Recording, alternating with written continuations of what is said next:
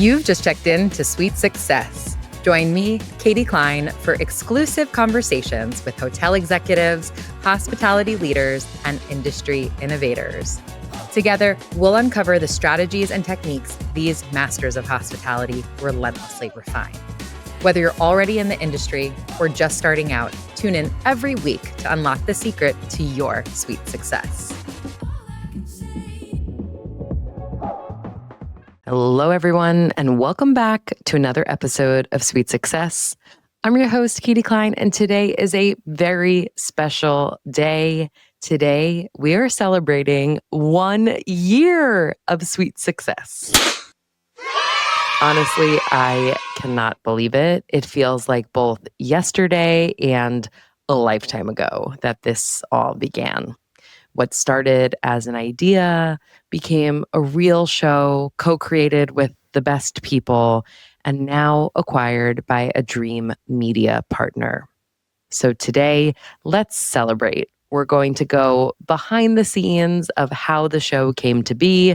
I'll tell you a few stories you haven't heard before, and most excitingly, we'll reveal your top 5 most listened to and watched episodes from the year.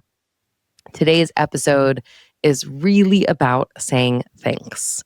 There are a number of people who have made and continue to make Sweet Success possible, and we'll get to that more shortly.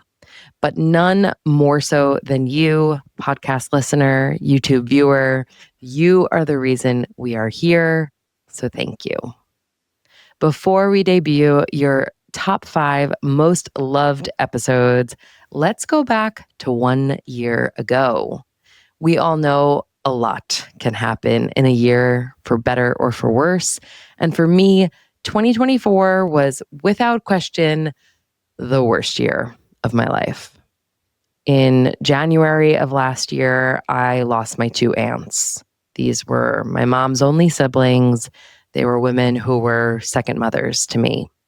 And I also lost my beloved dog of 10 years, all in the span of 9 days. All 3 of them gone in 9 days.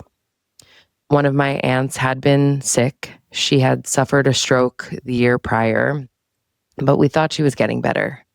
And my other aunt wasn't sick at all. And my dog, well, just before Thanksgiving, we had found a cancerous tumor on his spine. And on December 7th in 2023, we had finished an aggressive course of radiation, which we were told could give us up to another year with him. We got a month and a half. All of their deaths blindsided me. And the proximity to one another of having these 3 big losses all at the exact same time felt like a whole other level of cruel. By March of last year, I had to go to the doctor for unexplained hearing loss. Thankfully, the culprit was fully treatable. I had had fluid trapped in my ears because my ear canals had inflamed so severely that they couldn't drain. The doctor told me that was a direct side effect of me crying so often and for so long from the grief. Just as the antibiotics started to work their magic, my family suffered another loss, this time my aunt on my father's side, a woman who had survived brain cancer for 20 years, only to pass away suddenly after a fall down the stairs. A couple of months after that, in September of last year, we lost my husband's aunt, a woman whose warmth and humor made me feel like family from the first time I met her. And in November of last year, after battling Alzheimer's for about 6 years, we had to make the impossible decision to move my mom into a nursing home. It was a moment that I had been dreading all year. Her disease had advanced to the point that made it unsafe for her to continue living at home with my dad. So in a way, I knew this was coming, which meant I foolishly thought I was ready for it. But how do you prepare for something like that? How do you pack a suitcase for the woman who raised you, bring her into death's waiting room and say, this is what's best for you? You don't. It's impossible. Why am I telling you this whole sob story? This is a hospitality podcast, Katie. It's meant to be fun, not a Debbie Downer in everyone's day. Because even though these horrible, horrible things happened, 2024 was also the year that I got to start speaking with all of you. Everything really started when I asked the incredible Stacey St. John if she would introduce me to Will Slickers, the CEO of Hospitality FM, a network that seemed to have all of the best short-term rental and hotel podcasts. I had an idea for a show that could straddle these worlds, hotels and short-term rentals. So, like a good publicist, I sent Will my outline, and I couldn't believe how quickly and how positively he responded. Within a week, we had agreed that Sweet Success would be a co-created HFM original, and I was over the moon. We officially launched the show last October, and I will always be grateful for my early guests, the ones who said yes to coming on the show, even though there wasn't a track record of guests or names or metrics behind it yet. It was such an important reminder of the power of relationships and of giving people a chance before other people have deemed it worthy. I also think this is something really special and unique about the hospitality industry. We're used to going above and beyond for others. Just 9 months after the show launch, Skift acquired Sweet Success. I could not have dreamed of a better partner. Over a decade ago, when I was trying to shift my career into the travel industry from fashion, I began reading Skift every day to teach myself everything and anything about the industry. And once I started working in the industry, my obsession with Skift continued. I pitched Skift journalists for stories for brands that I was working on or interviews with executives I was working with. I prepped executives to speak at Skift events. So to now be a part of the Skift family is surreal, to say the least. So if anyone who is listening or watching is in the middle of your own worst year of your life, I want you to know I see you, I've been there, and I'm really sorry that you're there too. But I hope that this story shows you that your next good thing could also be around the corner. Your sweet success could be waiting. I promise I'm almost done with this walk down memory lane, and I cannot wait to share your top 5 episodes from the year with you. But before I do that, I just want to acknowledge a few people. To all of the guests from the show this year and next, thank you for taking time out of your insanely busy schedules to go beyond the talking points and share your stories with me. To Stacey St. John for sending that introductory email that kept me out of Will's spam folder. To Kelsey, Yoan, and Michael for being the most talented group of producers and making me sound semi-intelligent even when I'm sleep deprived. To Rafat, Jason, Amet, Seth, Sarah, and the entire Skift team for welcoming me and Sweet Success into the fold. And to Will Slickers, none of this would have been possible without you. And finally, most importantly, to you, dear podcast listener and viewer, you are the reason this show exists and why I get to speak with some of the brightest minds in hospitality and beyond. I want to thank each and every one of you for tuning in each week. Thank you. So now, shall we finally get to it? Drum roll, please. For the first time ever, we are about to debut your top 5 episodes from the first year of Sweet Success. Kicking off at number 5 is, ironically, the very first episode of Sweet Success. Why You're Doing Travel All Wrong, Black Tomatoes, Tom Marchant reveals what really matters. One of my favorite takeaways from this chat with Tom was around the power of having no playbook. When he and his co-founder started Black Tomato, they didn't come from travel, but they were travelers. They didn't conform to industry rules just because something was the way it should be done or always has been done. They were their own target market, and as they evolved as humans, so has their business. I also loved the focus on and the almost obsession with innovation. Black Tomato's Innovation Council, made up of people from all different levels and all different roles from within the company, continues to prove Tom's point that great ideas can come from anywhere. Let's listen to a few clips from the episode.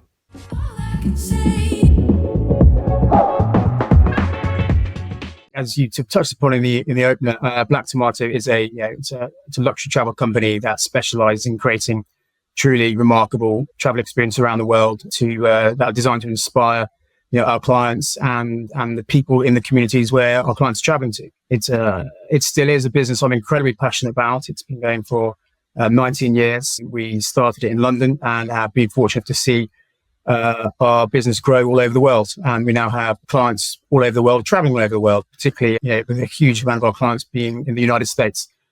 Our purpose really is what drives us. We just love introducing the world and ways to see the world and feel the world in different ways to our clients. And the passion to do that remains as strong as it was on the first day when me and my business partners thought there might be something in this travel business idea.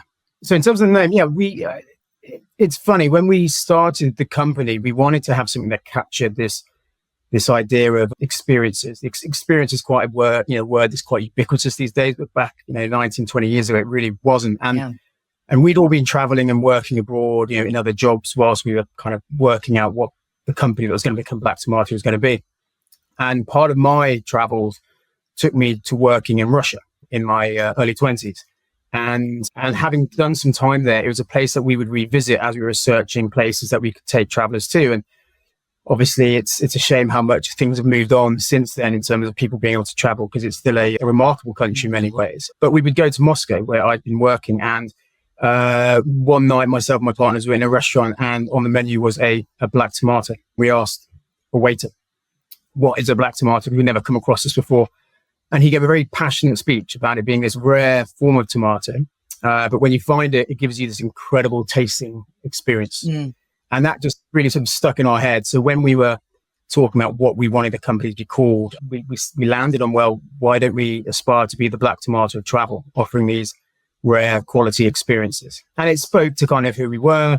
I think a lot of people thought we had a bucket of colors and a bucket of vegetables and fruit and just kind of picked them out at random, but there's meaning behind it. And I think it gave us, it certainly provoked some intrigue when people heard the name and they wanted to know more. I think certainly doesn't say that it's a travel company, but when people got to know the reason behind it, some connection was established, and that certainly helped. The one constant in the travel industry, in your business and really in any business, is change. And Black Tomato, to me, seems uniquely good at innovation. I think a lot of that probably stems from you and your focus on it. How do you encourage that within your business? And what have you seen come out as a result of that? Well, thank you. I mean, the kind of the need to innovate or keep moving forward, stay fresh, be relevant, matter. There's always been at the heart of the business. When myself and James Merritt, my partner, and Matt Smith started it, we didn't come from travel, right? So we were travelers. We loved to travel. That's what we basically wanted to keep doing. But we didn't have a playbook that was, well, this is how it's been done, so we should always do like this. And whilst that definitely presents challenges, in a way it was good because we've got to look at things, the whole kind of blank space, approach. And so we, from the offset, we want to kind of keep this culture of creativity and asking questions, innovation, like coursing through the business, as we grow, as we bring people in. So how does that manifest itself in what we do now? Well, manyfold, but a couple of things that I'll probably give good examples. Firstly, I talked about the values that we have earlier about being curious, humble, and thoughtful. Mm-hmm. They inform everything we do in terms of how we develop products, how we develop campaigns, but most importantly, how we recruit, how we hire people. So I think, if you want to have innovation in a company, if you want ideas to be flowing, it needs to come from within the company. It can't just be a top-down, like, do this, or I'm going to have ideas. As much as I like having ideas, right. You've got to create this culture of everyone thinking that way and wants to contribute. So having values that you stand for and recruiting against them is crucial. And, so when people are hired by Black Tomato, there is a really, really important interview where they will meet with our head of HR and they'll talk about the values. And almost like that part of the interview is probably more important than any of the technical abilities people might have. Because what that does is then you're bringing people into a company who have ideas or are curious. And we really do, I believe we do, encourage people, whatever level you're at, whatever you're doing, to share ideas and know that they'll be heard, right? And so that's really important culturally. I think you get innovation from a culture where people feel that they can be heard, they can be, rewarded, or like not rewarded by kind of that's great, but like celebrated, right, good or bad. Yeah. And then, so that's sort of baked into the business, and there's lots of different channels for how those things are produced. But then sort of on top of that, we have an innovation council, and that innovation council is a group of people from across the business, all from different areas. And we add to each year and we bring people in, and that group meets every couple of months. And the remit of that group is to look at what's happening within our company around product and service, but also outside of not just our company, but looking in travel, but also outside of travel. And what are we seeing out there that might kickstart an idea, or what are we not seeing out there that might prompt something? And they're really fascinating meetings. I love them. It's one of my favorite things. And we have these clear agendas, and all these actions come out of them. So many ideas, and which some of them might have such a sense of urgency to them. We're like, right, we need to kind of get this idea going now because we think it's so powerful, right, and it's relevant and it's a bit zeitgeist. So we want to capitalize on what's happening. There'll be others which like, that's just a lovely idea, but we're going to put that aside for a rainy day. We think that's pretty evergreen. Yeah.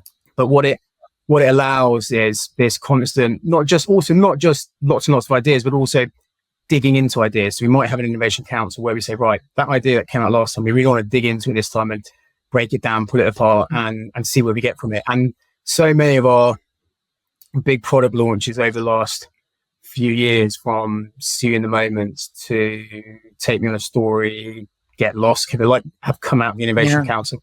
And as well as that, that's where we discuss trends. That's where we look at kind of the future of not just Black Tomato, but the travel industry. And it's a really rich source of inspiration, I'd say. Yeah. And it's one thing to have the council. The other thing is like how you run it and make sure, people feel encouraged and heard again.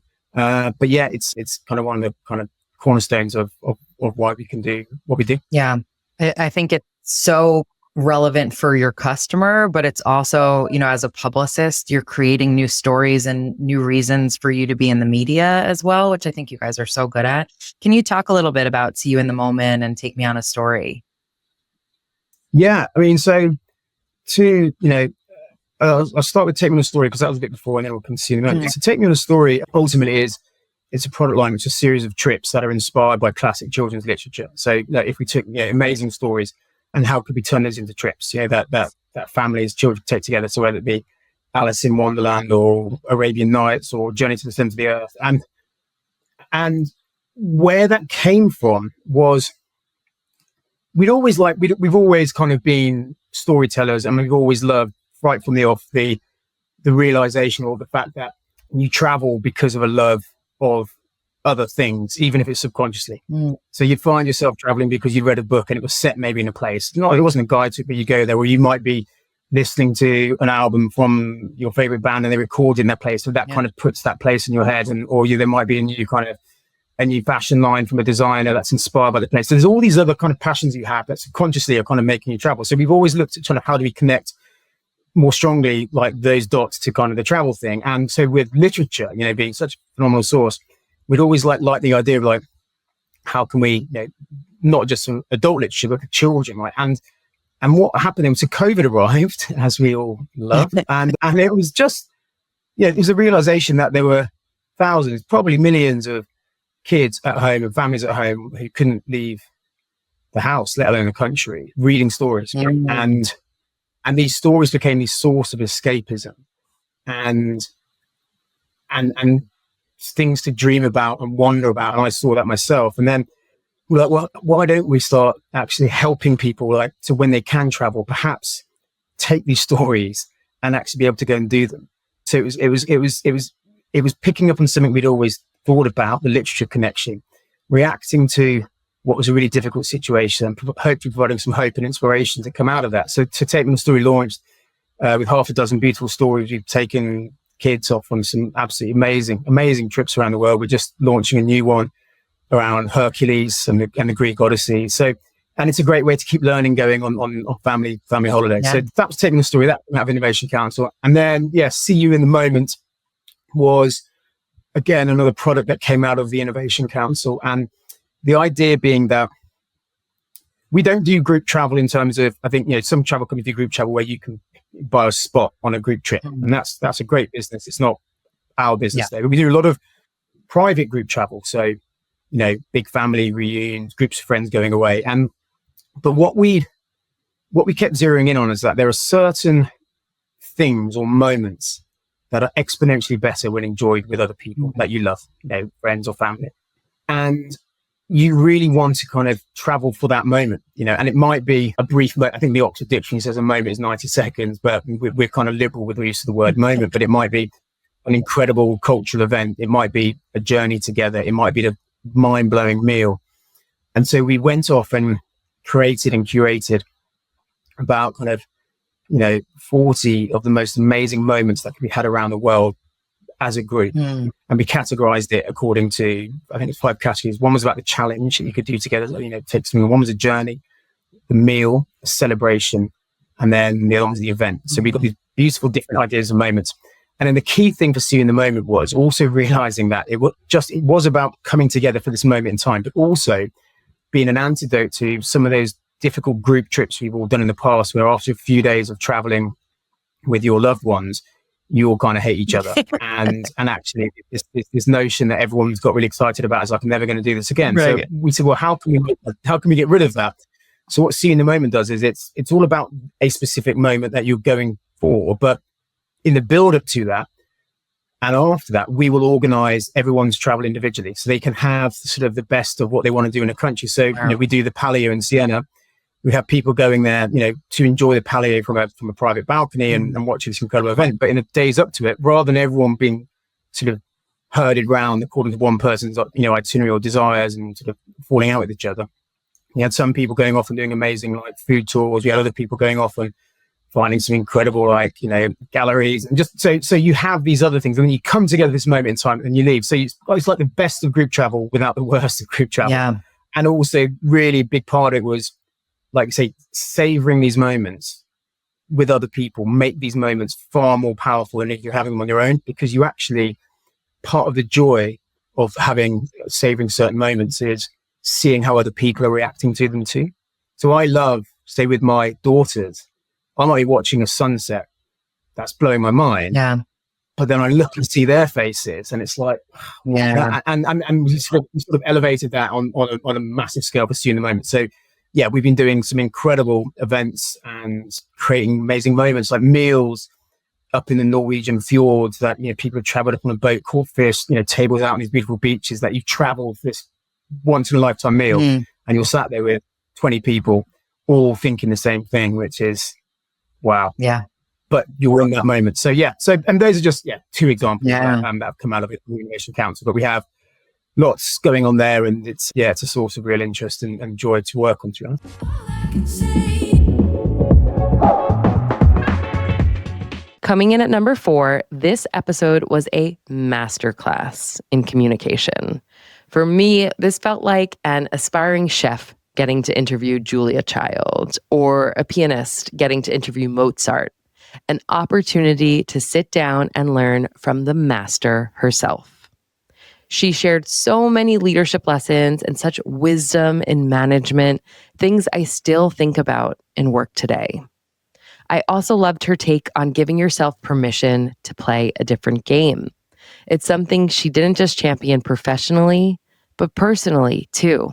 And we saw that firsthand in her story about choosing to take the fun job and move to Bermuda after spending 18 years working for Starwood Hotels and Resorts. I am, of course, talking about episode 30, the story behind the story, what you didn't know about Marriott's Starwood acquisition and the company's surprising rebirth, with Casey Kavanagh, Chief Communications Officer at Visa.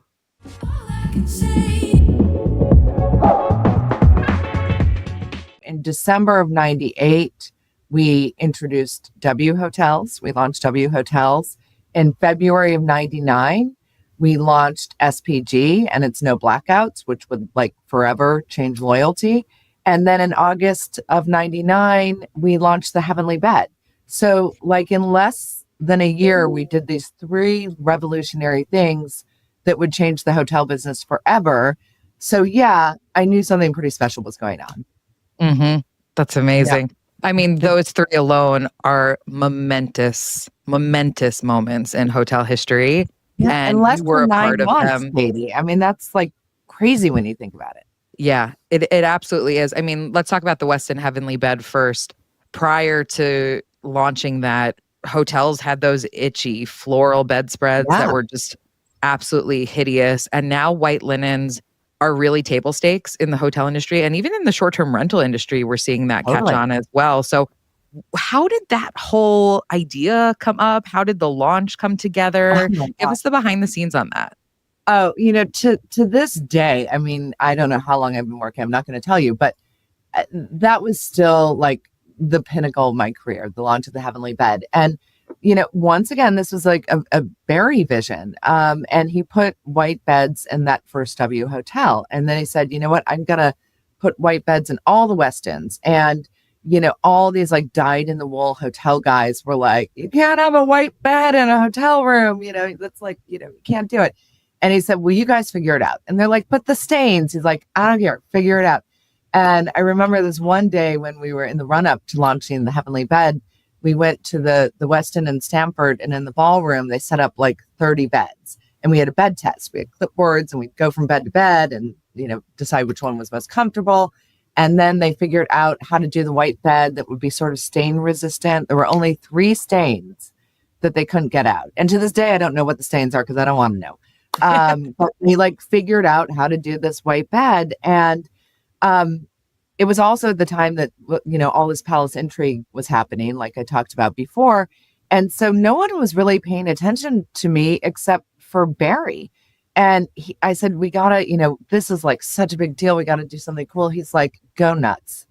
And so I did. And like, you gotta remember, like heretofore, like hotel PR was like guys in suits with gigantic, scissors cutting a ribbon.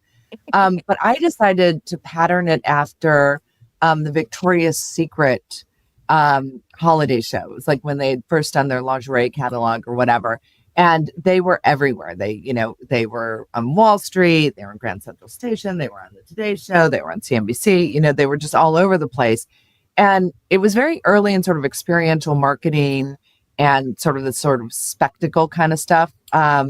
So I just went for it. And I think I had $250,000 to launch it, which in those days was like a fortune. I felt like a college kid with like $100 in my pocket and my parents' gas card, and I could do anything. And so really with a team of like 3, we did this massive launch where we put beds all over the country in the craziest places. Like there was a bed at the top of the Space Needle in Seattle and like floating down, the river in Boston, and, every city had a bed in weird places. And we had beds all out in front of the New York Stock Exchange and at Grand Central. And I'll never forget it. Like 6:30 that morning, the day of the launch, Barry came, walked up to the stock exchange, and all the beds were there with beautiful models, and it was really ethereal. And he did like a Mary Tyler Moore. He twisted around. He's like, oh my God, who did this? And I was like, I did. He's like, this is amazing. And, we were all over the press, a cover story in USA Today, and Barry was on CNBC. And I think we were in like every newspaper and every kind of local news around the country. So it was really like a big deal. But, people, I think the other hotel companies were kind of like, how they do that? And Barry's thing was like, this is the right place to invest. I mean, literally at the heart of hotels, what we sell is sleep. So this is worth investing in and doing the R&D and all that kind of stuff. And, I think about it every time, like when I go to visit my daughter at college in Winston-Salem, I stay at the Best Western Plus because it's very close to campus and it's clean. But whenever I walk in that room and I see that white bed, I just laugh because it's a total debt to the Westin Heavenly Bed. And it really did change the business. I remember a great story you guys shared about after the acquisition, which, like you said, really overnight made Starwood a competitor with the Marriotts and the Hiltons and the Hyatts of this world. That there was a piece of press coverage that came out where Bill Marriott famously called Barry Sternlicht a kid with a backpack. He was kind of dismissing him, right? What was the reaction like to that comment internally?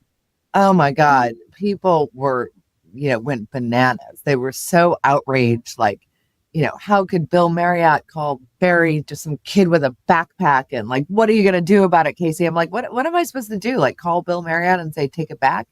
But people were really giving me heat. Like, you got to fix this. I mean, you know how it is in Tom. And I was like, huh. And I had an idea, and I went on my computer and I found like some clip art of a backpack, and I made like 100 copies, and I just started passing them out to people in their offices and their cubes. And I was like, yeah, we are the kid with the backpack. Marriott is like the old stodgy guard, and we're like the new cool kids. And we really then kind of leaned into that. And we were cheeky and we had fun doing it. And I think we sort of good-naturedly made fun of Marriott, although, we always knew they were the big kahuna. But we did really lean into being sort of the anti-Marriott. And there was good business reason to do that, because we were never going to compete with them on scale. We were never going to compete with them on, value engineering or operational efficiency. I mean, they were masterful at that. So we had to play like a different game. Mm-hmm. So it really did inspire us to really focus on brands and innovation and new products and loyalty. I mean, boy, did we focus on loyalty and just play a different game. And we also became obsessed with being first, and coming out of the gate with new innovation. And anytime we caught wind that Marriott was working on something, oh my God, we were going to get it out to market sooner. Then they would pick up on it and make it better because they knew how to value engineer things and all that kind of stuff. But man, we were going to be first. And it was one of these epic rivalries that spurred amazing competition that benefited everyone, benefited hotel owners because we produced a better product that was more sought after. And, eventually we would get the price down on the things that we created. For consumers, I mean, total home run, right? I mean, the white beds, the great hotel experience, the good drink in the bar, all the things that we've sort of come to take for granted, was because of that rivalry. Mm-hmm. And, I mean, of course, we kind of had to walk it back. It was always fun and good natured. But we sort of had to walk it back when our biggest rival acquired us. That was another story. I have to say, I was, I think a lot about management and leadership, and mostly because I was really bad at it in the beginning. I was thrust into, I think I haven't had a functional boss since I was 25 years old. Wow. So I was kind of, back in my day when women had babies, they'd leave. So all of a sudden at 25 years old, I was leading comms for Hyatt, sort of ahead of my time, and I wasn't very mature. And so, I didn't really know how to lead people. I was an individual contributor. I was pretty hard driving. I didn't have kids. I didn't have a family. All I had to do was work. And I'm not sure I was the best boss. And then, couple that with being at Starwood, which was creative but intense. Remember Palace Intrigue, with lots of rough elbows. So I think I got some bad habits, and then entered Frits van Paasschen. And I think to me, he is always my leadership mentor, guru, touchstone, someone I think about literally every day in the way that he led. And, I think what Frits did was he respected people so much, and he gave people, we didn't call it this at the time because the phrase didn't exist. He gave people psychological safety.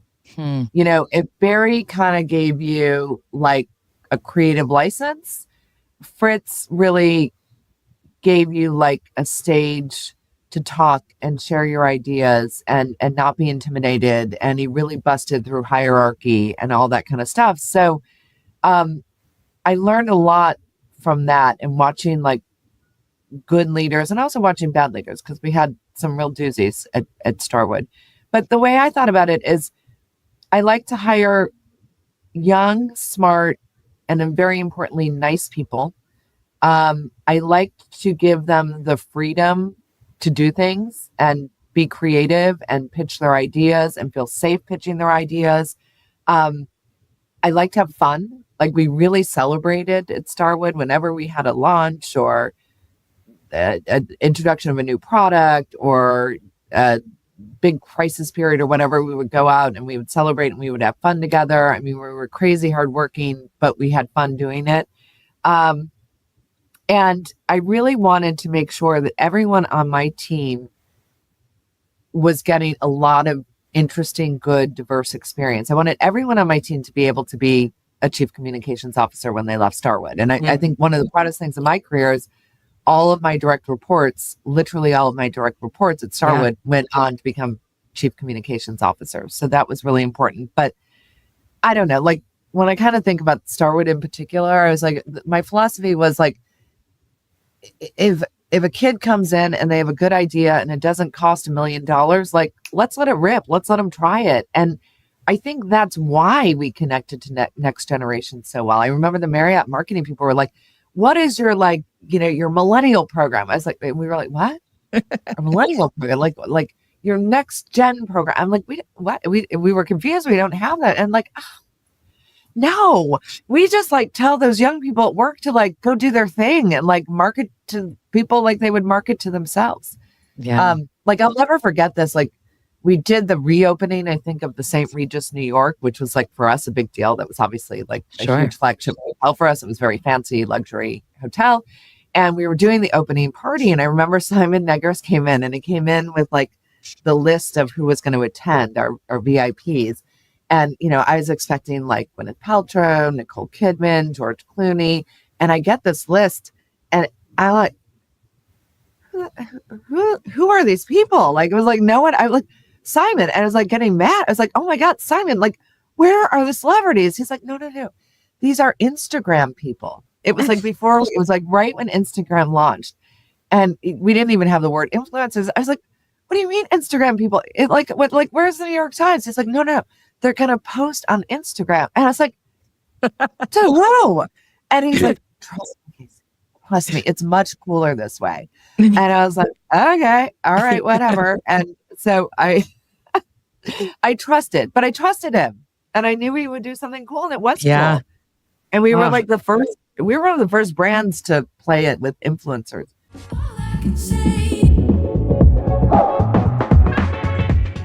Your number 3 most loved episode was a true pinch me moment for me to record. This guest was the CEO of the company that gave me my start in travel and hospitality. He was someone I always looked up to from afar, but never got the opportunity to work with directly, mostly because the company was acquired by our biggest competitor. When this gentleman agreed to be on the show, it was probably the most nervous I had been for a guest. I did my best to prepare, reading his book, watching and listening to his interviews, you name it. But in a way, my nerves were entirely unnecessary. He was such a kind, thoughtful, and gracious guest. Even after we stopped rolling, he spent more time chatting with me, asking the most thoughtful questions about my daughter and our imminently arriving little boy. His insights and examples were incredible, and talking to him made me wish yet again that I got to work under his leadership at Starwood for just one more day. No surprise, I'm speaking about episode 25, the CEO who transformed hospitality, and what's coming next with Frits van Paasschen, former CEO of Starwood Hotels and Resorts.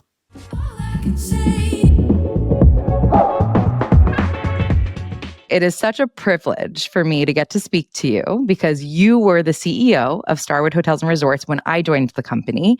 And still to this day, it is one of the best companies I've ever worked for. How did you infuse that sense of creativity, innovation, and just overall possibility into a fairly large and very global corporation?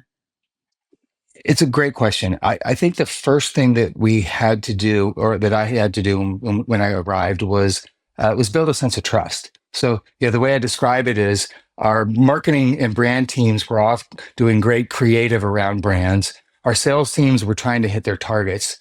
IT was doing some horrific enterprise implementation that was taking twice as long as it should and was not going to deliver anywhere near the functionality that everybody was dreaming about.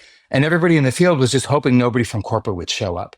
So the first thing was just to pull people together, which entailed me going out to the field, but also bringing our leaders together in a room and really talking about what it would take for us to be a more collaborative organization.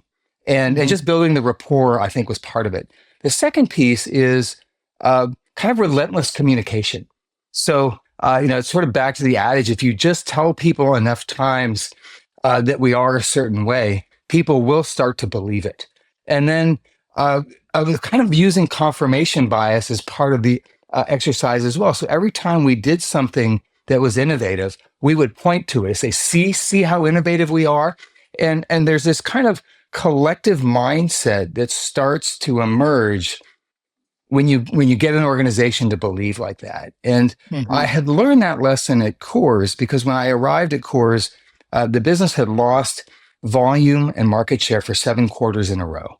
And volume is everything in the beer business. And people were walking around a little bit with a defeated look in their face and, kind of avoiding eye contact. And, we put together a marketing campaign that turned it around. And in the beer business, it's about winning key holidays in the summer. So we won Memorial Day and everybody kind of looked up like, well, that was a blip. And then we won 4th of July.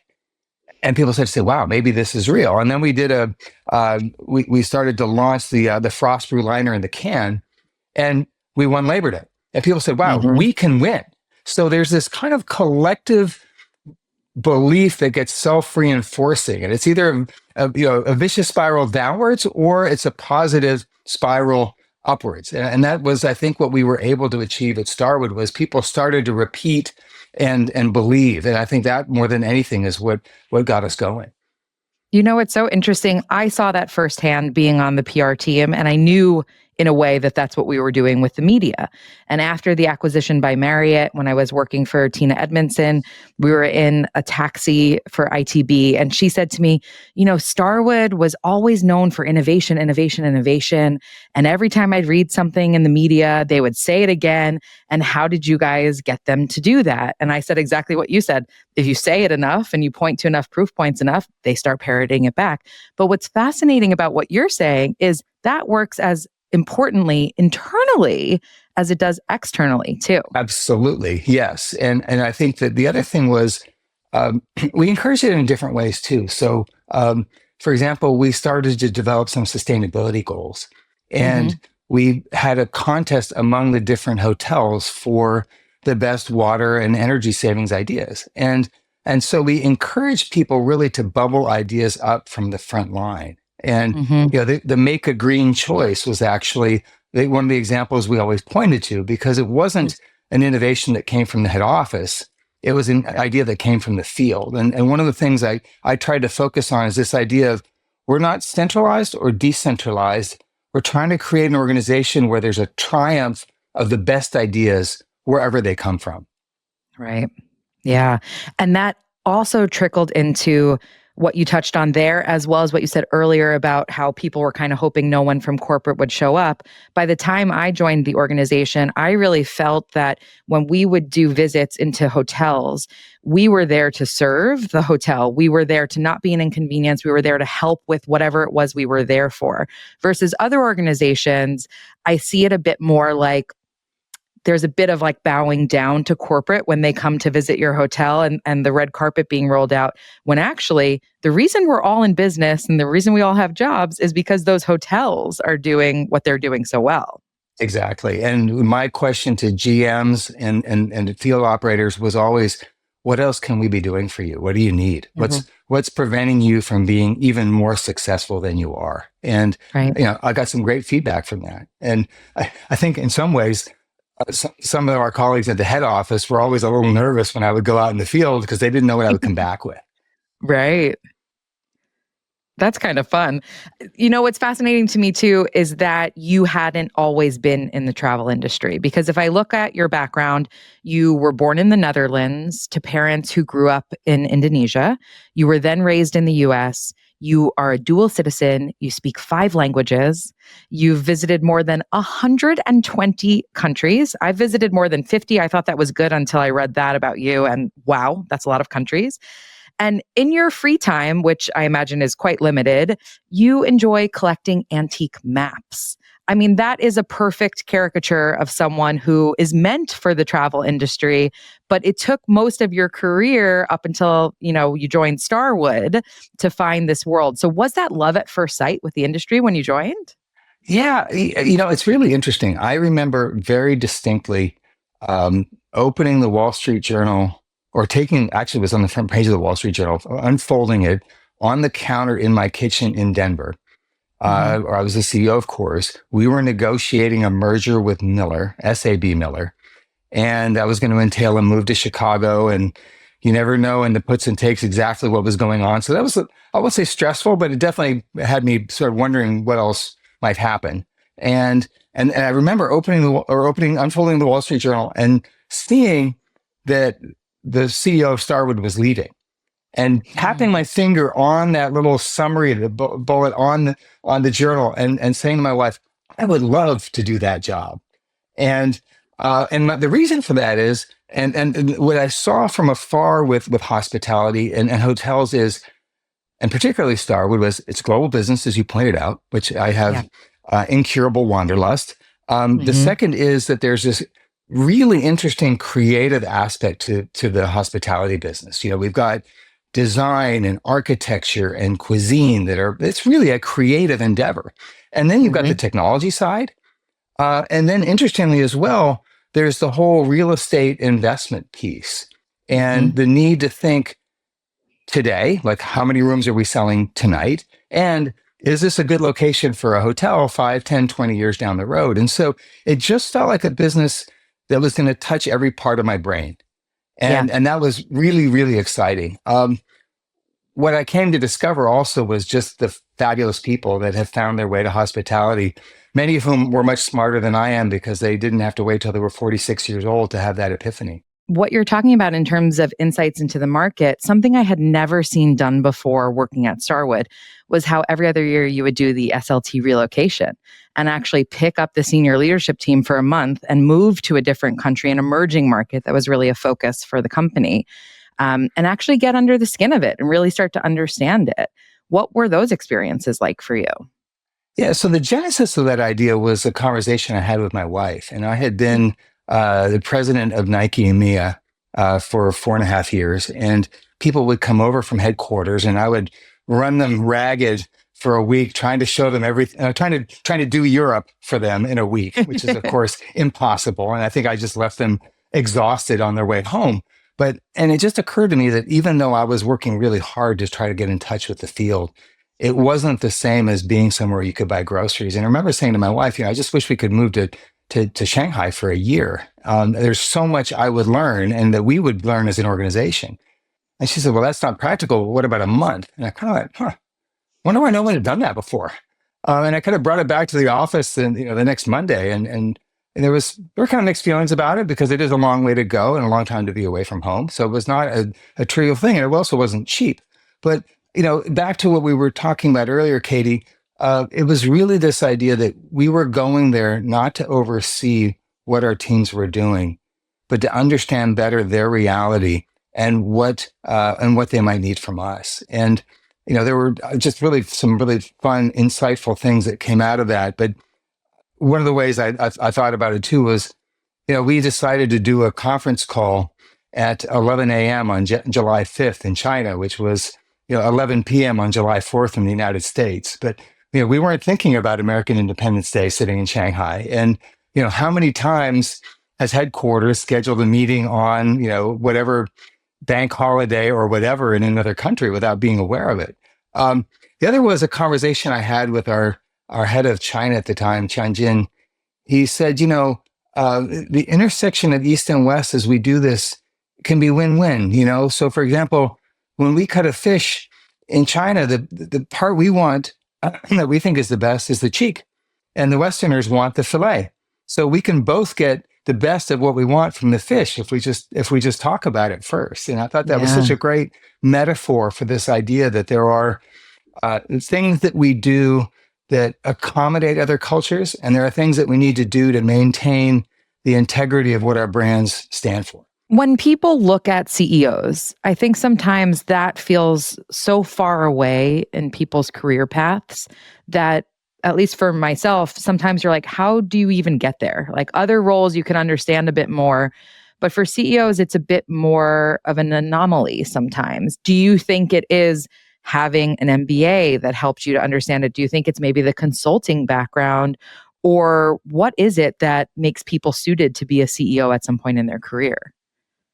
Well, I would start actually by sort of, and you didn't imply this, but just to be clear, I don't think anybody should embark on a business career with the goal of being a CEO. I certainly didn't. And I think it's more important to think about, am I working with people on problems that I find interesting? Am I learning and growing? Do I share values with other people in the room or on the Zoom? Is there purpose here, right? And am I living somewhere? I mean, there's sort of basic kind of questions about a job that I think are more important than thinking too hard about how to get to become a CEO. I think that in my case, that was in fact what I did. I focused mostly on trying to add skills. So, and to be able to point to being able to do something, having done a job that I couldn't do before. So, I did 8 years of consulting. I think at that point, I was pretty unassailably someone who could understand how to analyze a business. But as I said, that's not the same thing as leading, right? And so the next job I took was at Disney, where I learned the operating finance of a company, how a company works on the inside, how to navigate the politics of a very political company. And by the way, what it's like to work at a global branded company, right? Which I didn't know before. And that helped me get the job at Nike, which was to be the head of strategic planning. So I was leveraging my McKinsey experience and the Disney brand into a big job there. And I had the good fortune of reporting to someone who was willing to give me a chance to run an organization. And that ended up ultimately being Europe, Middle East, and Africa.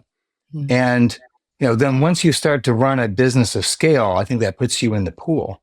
And the other thing I would say is, I was the dark horse in the Starwood search. So there were 3 candidates, 2 others, and they described me as the dark horse candidate. But one of the things they did is they asked me to write a 100-day plan, and I really wanted this job.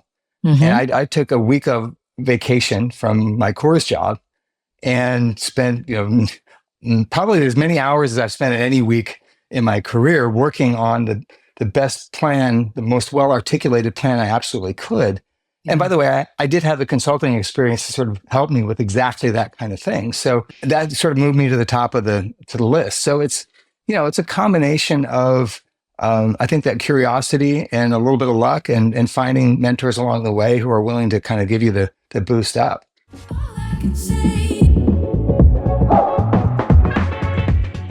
Your number 2 episode featured a woman that I felt really fortunate to reconnect with due to this podcast. We had met almost 10 years ago now at the opening event for W Las Vegas, so long ago now that hotel doesn't even exist anymore. I was there running PR, and she was invited as an influencer, a word that gets a bad rap, but this guest really brings it back to its original meaning. She is so charming and magnetic to be around that you would want to follow her, even if that wasn't a button on social media. After we met, she experienced the unthinkable, with her son being harmed by someone who he should have been able to trust. Since this episode aired, Dawn and her son finally had the trial against Waylon's alleged abuser. They had been waiting 5 years for this trial, and Dawn put her entire life on hold for 5 weeks to sit in that courtroom day in and day out, fighting for justice for her son. But at the end of 5 weeks, it was declared a mistrial. As a mom myself, I just cannot imagine. They are now awaiting their new trial, scheduled for 2026, and feel hopeful that they will get justice for Waylon. Should you be interested in learning more or donating to the cause, please visit lovingwayfoundation.org. And now, taking your number 2 slot is episode 15, Finding Joy After Trauma, Dawn McCoy's Journey of Resilience and Advocacy.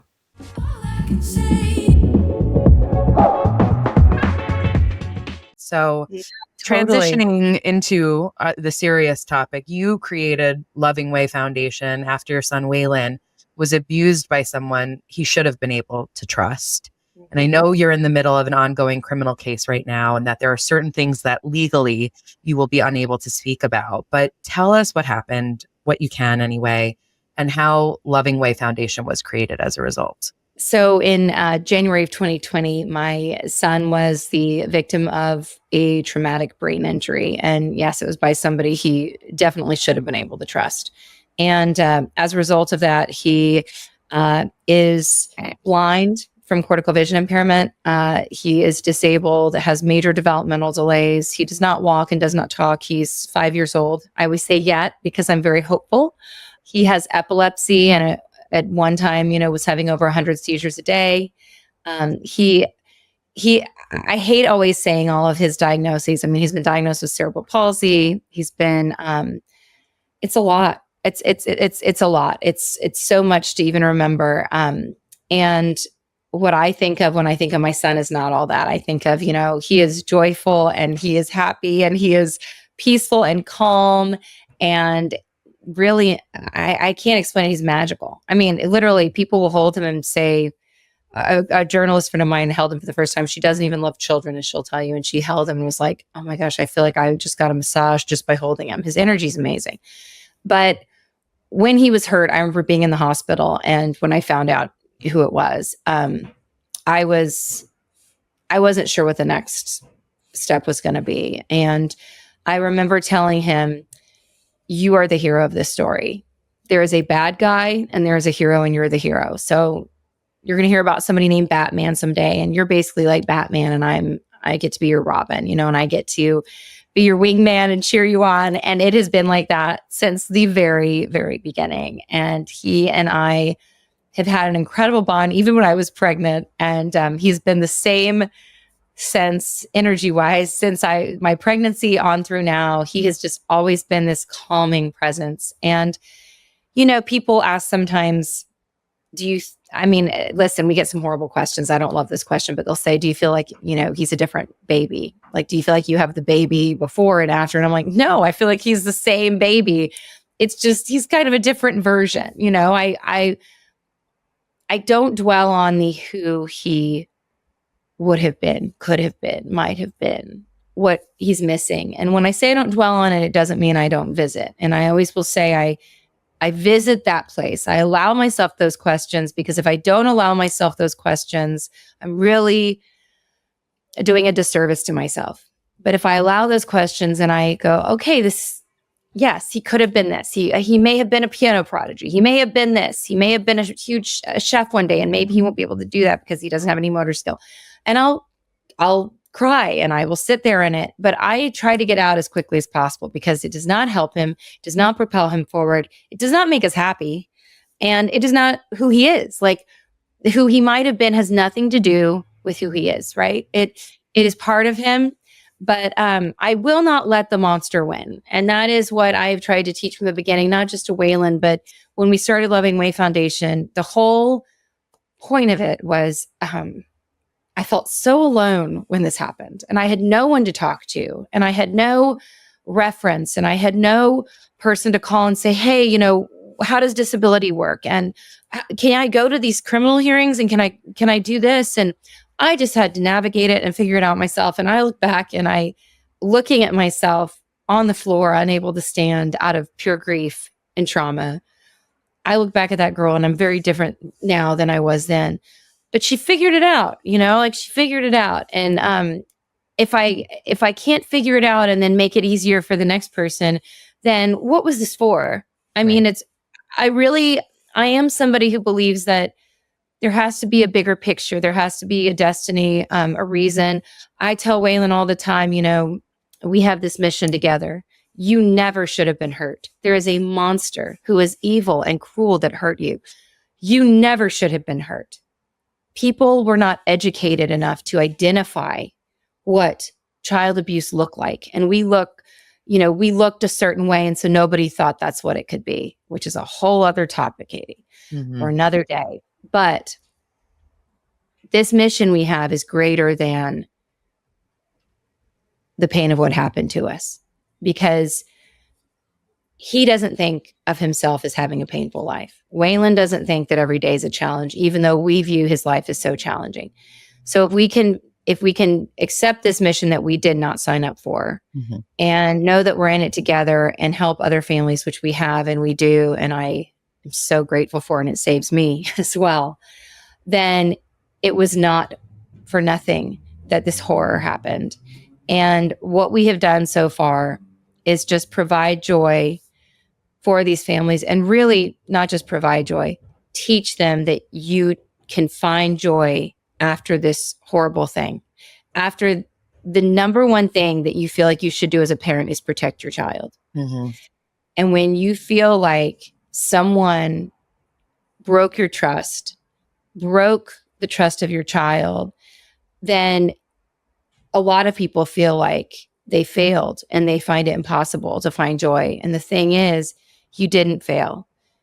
It was a psychopath who did this. It was a sociopath who did this. It was someone who got really angry and handled their emotions incorrectly. Whatever it was, you are going to be better than them, and you're going to find joy again. And we won't let them win. It's always that, right? We won't let that monster win and determine your future and your joy.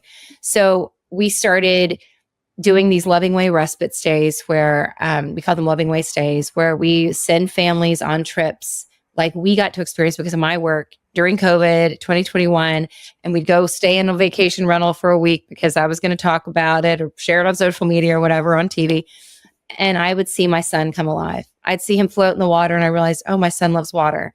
I mean, the discoveries you get, not just the core memories with your children on vacation and within yourself, are so important and so lasting. And the fact that we can do that for other families is just such a gift. It's just such a gift. And then, yes, we have to work through the hard stuff too. So we have them going on trips, which feels great. And like getting to be there for them sometimes is the best thing in the world. I mean, we just sent a 7-year-old survivor to Disneyland after the sentencing of his offender, and she got a life count sentence. And it was the best feeling in the world. I mean, it feels like I'm going to Disneyland, when I get to go and see it in person. It's like electric. And then having this family, and I just shared a reel recently on my Instagram and everything, where it was, the amazing Anderson family. And, he's a fighter pilot, and she's an amazing mom. And their little son, Levi, was hurt by someone he should have been able to trust. And we had this trip at a luxury vacation rental in Palm Springs, Pretty in Pink. JP Flynn worked with me on it. He's my producing partner out there. And they had this amazing 4-night stay. And the kids, we filled the rooms with toys, and we found out they love balloons. So the whole house was filled with balloons. And I mean, my friend Kelly Go Lightly, she is out there, and she's a big Palm Springs personality and a lovely friend. And she came to help blow up balloons, hundreds and hundreds of them. And at one point, at the end of it, I mean, we were all just shook. And after we left the house, she was like, that's one of my top 5 life moments. Like marrying my husband, my niece being born, and this is right up there. Because honestly, it's like that kind of human joy you get to experience that you don't usually get to experience in this life.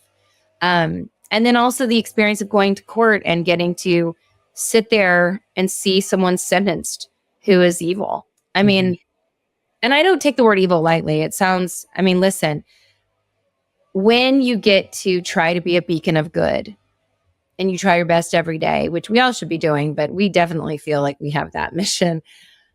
You're also very keen on teaching people evil is out there, what evil looks like, and how to spot it. So I dwell on the joy.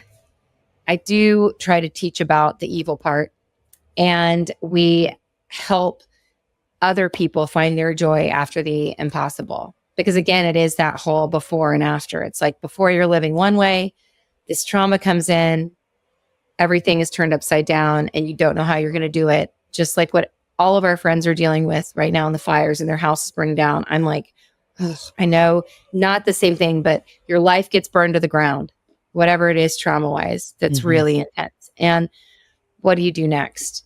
And I just always try to tell people, like, you're going to have joy again. Yeah. That I can promise you, you will have joy again. And I will say that thank God for being able to get away. Thank God for being able to lean on people. Thank God for good hospitality as of all things. Like, thank God for places that welcome you and welcome our disabled families with open arms and give them memories just by donating their hotel or their property or an experience.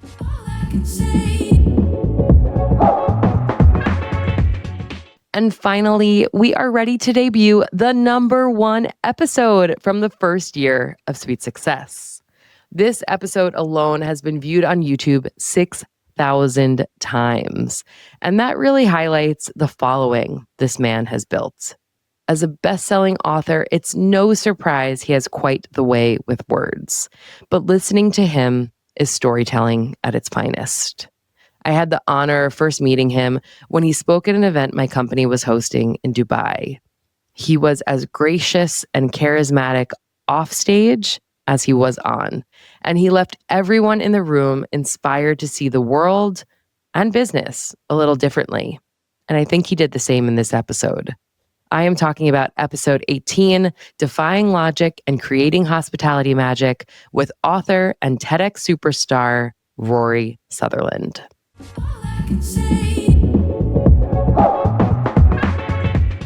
The example I always give here is the Uber map, which I think is a psychological 10x. It's a moonshot. It's a piece of perceptual genius in that, accidentally or on purpose, and I think it was partly intentional, the people who created Uber realized that if you can see the car approaching on a map, you're much less anxious waiting for a taxi than if you're uncertain as to when it's going to show. And that very simple combination of pretty trivial technologies, I mean, GPS, the on-screen live map, fundamentally changes the taxi business because it changes the experience of booking a cab. It doesn't change the duration of the wait necessarily. It doesn't change the quantity of the time you spend waiting, but it vastly changes the quality of the time while you're waiting.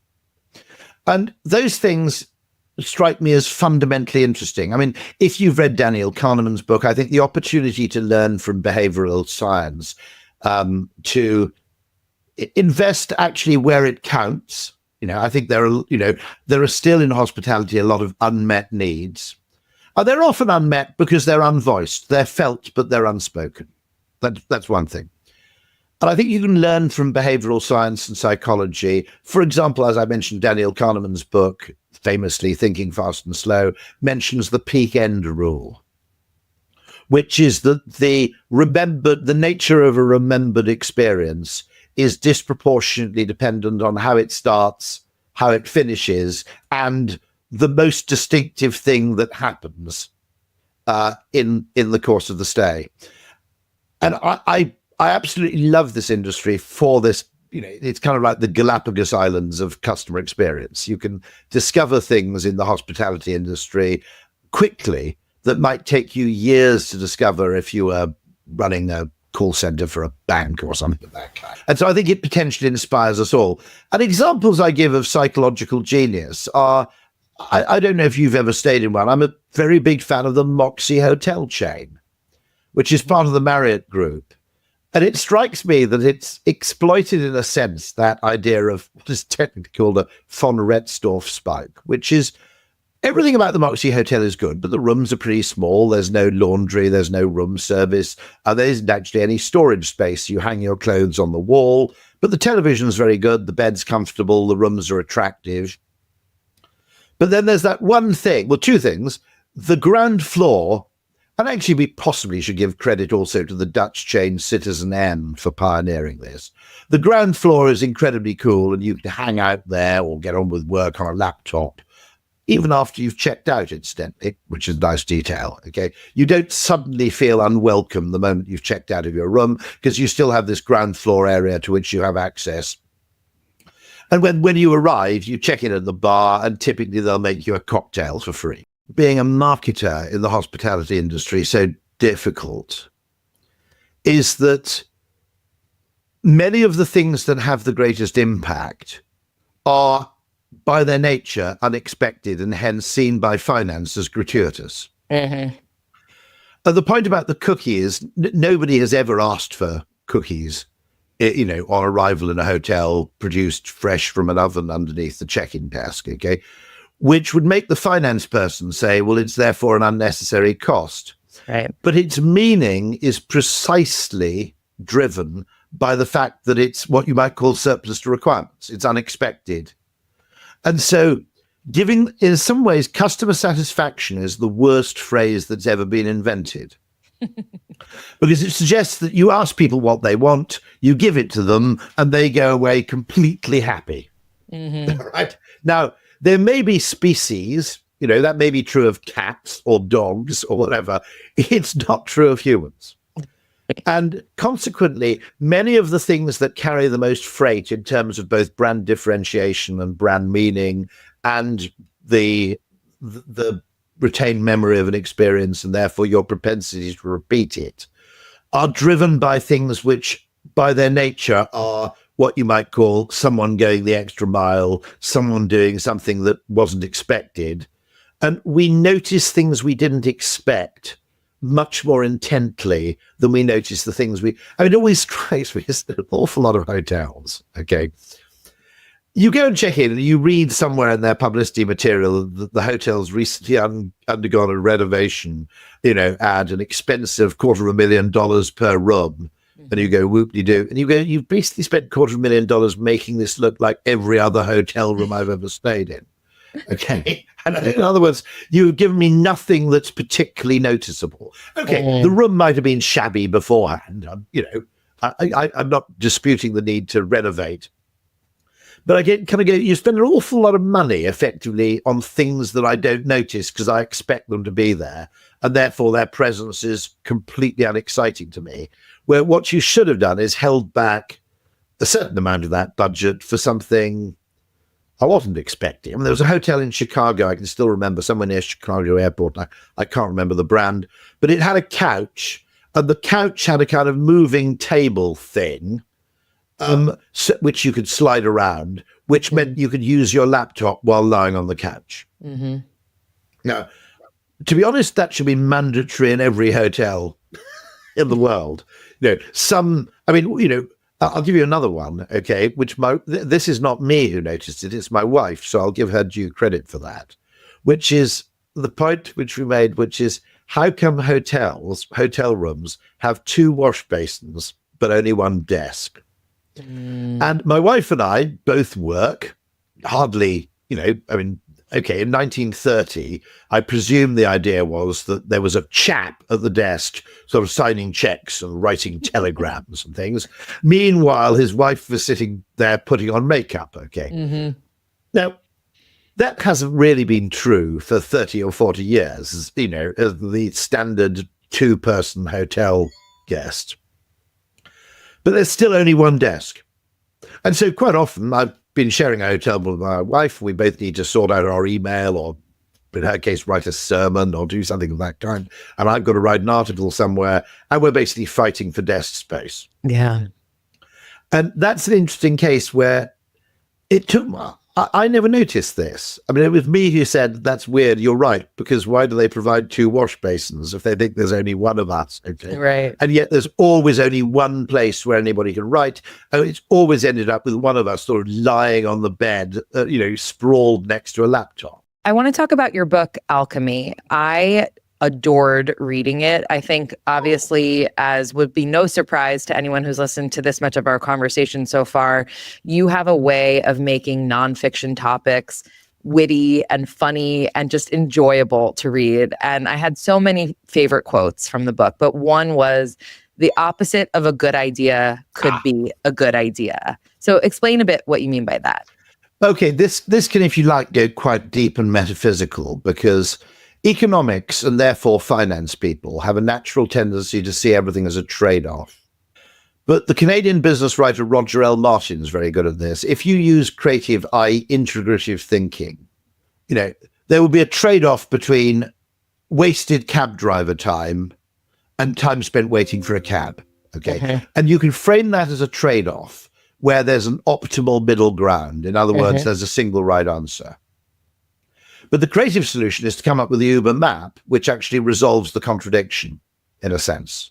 And it uses psychology, if you like, to find an oblique solution to both problems in a way. And I think you can do that what happens though is we educate people and we select for people and we promote for people based on their ability to win arguments by appearing completely and relentlessly logical. And in order to win an argument, you have to pretend that your answer is right and everybody else's answer is wrong. Now, actually, in many cases, well, I'll give you a lovely hotel industry example of this, okay? I would argue there are two great ways to check into a hotel, okay? And they're the opposite of each other, okay? If you read Robert Cialdini's book, Influence, what you realize is that quite a lot of the things that people notice and are attracted to are contradictory. In other words, you can sell something on the basis of everybody drinks this, so it must be great, which is Coca-Cola, and you can base it on not many people get to drink this, so it must be great, which is Chateau Lafite. Okay, and they're both great ways of selling a drink, and they're completely contradictory. One of them is social proof, and the other one is scarcity value. Now, in the case of a hotel, I would argue that there are two great ways to check in. I stayed once at, I think it was the Mandarin Oriental in Hong Kong. I hope I got that right. And they take you to your room and they make you a cup of tea in a kind of Chinese teapot. And while you're drinking the tea, paperwork is placed on an enormous desk and you sit there a bit like Mussolini and sign in that case. And that's a great way to check into a hotel. It's utterly fantastic. And the other great way is you go straight to your room and you unlock the door with your phone without having to pass go or to have any kind of intervening human contact at all. Now, they're both great, I would argue, anyway. And of course, depending on your circumstances, you may prefer one or the other. And actually, the best thing of all would be to give people the choice of either of those two extremes rather than trying to compromise in the middle, which is where you stand for 8 minutes behind a United Airlines flight crew and eventually someone lets you stand up and sign with a pen attached to a bit of a chain. Okay, which is neither fish nor fowl, I think is the old English phrase. In other words, quite often an extremely streamlined experience or an extremely elaborate experience can both be absolutely great. But the middle is kind of rubbish. And that's the opposite of the kind of problem which most people try to look for. They go, okay, let's look for the trade-off. Economics always believes there's a trade-off, and we'll somehow find some optimal compromise in the middle. Another aspect that you covered in Alchemy was how crucial it is for businesses to build customer loyalty. Something you talked about, trivial signaling, and how it can subliminally say to customers that you're playing the long game, that you're invested in them coming back a second time. So you're going to make sure the first experience is great. Can you give some examples of that, or like ways, particularly people in hospitality, could be thinking about trivial signaling? So I think there's just tiny little gestures which suggest, like the cookie, if you like, because you're giving someone. Now, if you said book now and get a free cookie, that doesn't mean anything because it's transactional. Right. The cookie you're given when, let's face it, you're checking in already, and you've already committed to staying there for 2 nights. That's not transactional. That's not a bribe. That's an act of generosity. And it will therefore trigger reciprocation bias. It's also very, very good because it happens right at the beginning of the experience. So you'll tend to like the DoubleTree more as a consequence of the cookies. And what that will do is, there was wonderful research done about a large Memphis hotel. It might have been the Gaylord in Memphis, which showed that the check-in experience was disproportionately important because it would set you off in either a good mood about the hotel or a bad mood about the hotel. And if you started off in a good mood, you go, oh, I like this hotel. And you'd look then for corroborative evidence that supported your initial hypothesis that it was a good hotel. Oh, I like that too. Okay. Whereas if you had a bad initial experience, you effectively got out of bed on the wrong side or set off on the wrong foot, to use two metaphors, you'll then go around looking for evidence that the hotel is bad and that you don't want to stay there ever again. And they looked at their customer satisfaction data and they discovered that the quality of the check-in experience not only affected other customer reported satisfaction figures like quality of customer service. Well, it's not unreasonable that a bad check-in experience would damage your perception of customer service. But things like, did you like the ice sculpture in the grounds? Okay. Now, it turned out that, people who had, I'm slightly exaggerating, but people who had a great check-in experience absolutely loved the ice sculpture. And people who'd had to queue, wait 15 minutes to check in thought the ice sculpture was shit. Now, their appreciation of the ice sculpture should logically be affected by something that happened, for example, the previous day. But the nature of kind of human confirmation bias is the technical term, where we basically form an initial impression and then, what was the great line that P&G came up with? You never get a second chance to make a first impression. Fantastic line. I think it was very shampoo. Head and Shoulders, was it? Just trying to remember. There's a bit of P&G genius there. But that's the kind of thing which, that's the kind of thing where you can really gain a disproportionate impact. And one of the things is that I think there are two forms of capitalism. I think there's transactional capitalism, which is you give me this, I give you that, end of. That's kind of one night stand capitalism, okay? And then there's relational capitalism, which is that you are clearly invested in maximizing that person's lifetime value rather than simply making money for the moment. Indeed, one way of doing that would be to show that you are happy to take a hit in return because in other words, you are happy to compensate someone in some way or bring them something extra because you valued ultimately their long-term custom. And generally, businesses that play the long game are likable and they form great brands and they have valuable brands and they can charge a premium and people appreciate it. And transactional capitalism, there are some circumstances where it's always going to be transactional. Final question for you. What does hospitality mean to you? And is there anyone, a person, a brand that you think has truly mastered it? Actually, it's interesting because it's wanting to come back. That's what it really means. There's a brilliant phrase which Drayton Bird, who's a great guru of British direct marketing, told me. It was a brilliant story, which was America's most successful car salesman.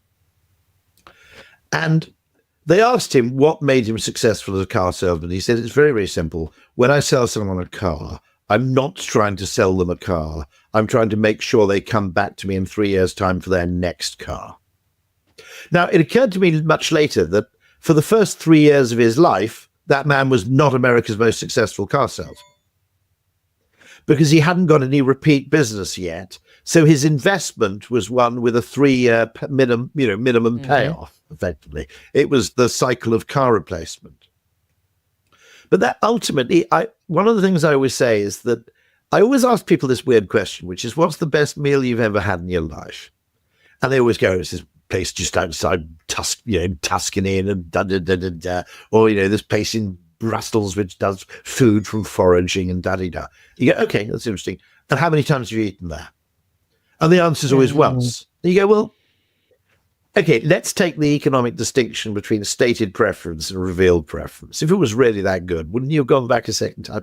Are you really just going there to tell people you've been there or so you can tick it off a bucket list? Because, let's be honest, I've been back to KFC 100 times. Okay. So by measure of my own behavior, KFC is a better restaurant than me Right. restaurants because it gets more repeat custom.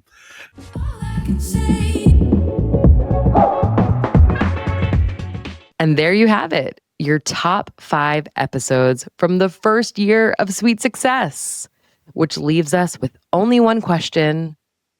Who do you want to hear from next year? Be sure to send them my way. Thank you all for tuning in, for sharing the show, for leaving those 5-star ratings, those supportive comments, and for being a part of this incredible community. Here's to another year of sweet success. And that concludes another episode of Sweet Success. If you enjoyed today's conversation, please subscribe, rate, and review the show. We all know how important those 5-star reviews are. I also want to say a massive thank you to each and every one of you for tuning in. It means the absolute world to me. And I'd love to hear from you. If you have ideas for future guests, new topics to cover, or even just want to say hi, don't be shy. Message me through our website, sweetsuccesspodcast.com, or on social media at Sweet Success Podcast. That's sweet like hotel suite. Once again, I'm your host, Katie Cline, and I'm super excited to see you all next week.